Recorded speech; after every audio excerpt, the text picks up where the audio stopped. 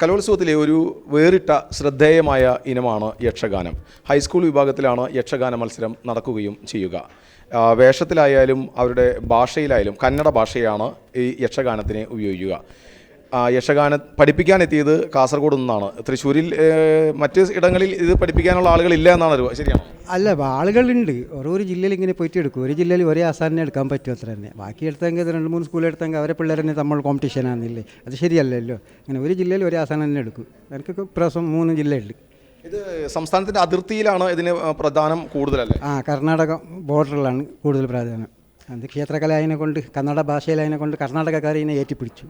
കേരള കലയായെങ്കിൽ മലയാളക്കാർ ഇതിനെ വിട്ടുകൊണ്ട് വന്നു. ഇപ്പോൾ കലോത്സവത്തിൽ ഉൾപ്പെടുത്തിയ ശേഷം ഞങ്ങൾ 14 ജില്ലയിലും കാണുന്നുണ്ട് യക്ഷഗാനം.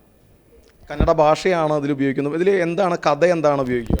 രാമായണ, മഹാഭാരത, ഭഗവത്ഗീത എന്ന് പറയുന്ന കഥകളെല്ലാം, പുരാണ കഥകളെല്ലാം കളിച്ച് കാണിക്കും, അവതരിപ്പിച്ചിട്ട് ഇതിനെ കാണിക്കും.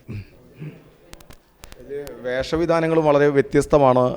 ചിലവും അതിനനുസരിച്ച് കൂടുതലുണ്ട്. നല്ലോണം ചിലവുണ്ട്. ഒരു നാടക ചിലവൊന്നും പോരാ ഇതിന്. നല്ല ഡ്രസ്സ്, വാടകം, ഇത് പഠിപ്പിക്കുന്ന ദിവസങ്ങൾ കൂടുതൽ വേണ്ടി വരും. പ്രൊണൗൺസിയേഷൻ തിരുത്തണം കന്നഡയിൽ പിള്ളേരത്.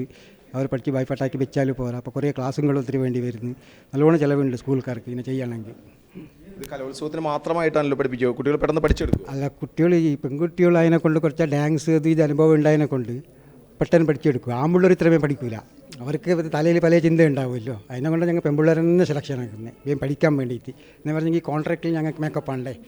ഞങ്ങൾ സ്കൂൾക്കാർക്ക് നല്ലവണ്ണം ചിലവ് നിൽക്കും. അത് വേണ്ട, കുറച്ച് എളുപ്പത്തിൽ പഠിക്കണം വേണ്ടിയിട്ട് പെൺപിള്ളേരെ എടുക്കുന്നില്ല. അല്ലെങ്കിൽ പെൺപിള്ളേർക്ക് പറഞ്ഞ കലയല്ല ഇത്.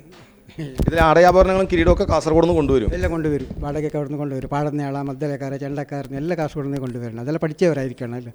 അവതരിപ്പിക്കുന്ന മാത്രം എടുത്ത പിള്ളേർ. നിങ്ങൾ എത്ര പേര് അവിടെ നിന്ന് വന്നിട്ടുള്ളത്? ഞങ്ങൾ ഇന്ന് 7 പേരുണ്ട്. 7 പേരുണ്ട്. ഡ്രസ്സും മേക്കപ്പും എല്ലാം ആയിട്ട്. പ്രത്യേകമായ വേഷവിധാനങ്ങൾ, ആ ഭാഷയും കന്നഡ. 7 പേരടങ്ങുന്ന സംഘമാണ് കാസർഗോഡ് നിന്ന് എത്തിച്ചേർന്നിട്ടുള്ളത്.